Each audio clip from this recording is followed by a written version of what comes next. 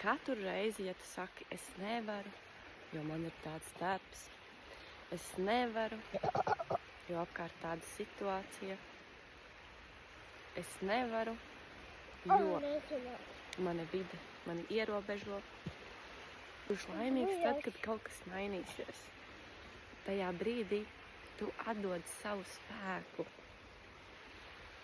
Tu atdod savu atbildību kādam citam. Apzināts cilvēks jau vairs nereaģē uz to pasauli.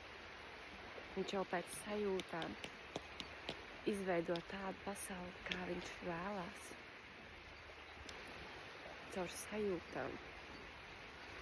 Kā tu gribi justies, kāds tu gribi būt. Un kāds gribi justies jebkurā situācijā. Parasti par to nedomāju, jo vienkārši dzīvo tā, kā ir. Un padomā, kā tu gribi justies? Kā tu gribētu justies, piemēram, ceturtdienā, sēžot futbola smiltiņās pie jūras un nedomājot par to, ka kaut kur ir jāskrien, kaut kas ir jāpaspēj, vai kaut ko nokavēs. Kā būtu, ja tu varētu vienkārši apsēsties, vienkārši baudīt laiku, to, kas ir dots tieši šobrīd un tagad. Un ar šo klātbūtni piepildīt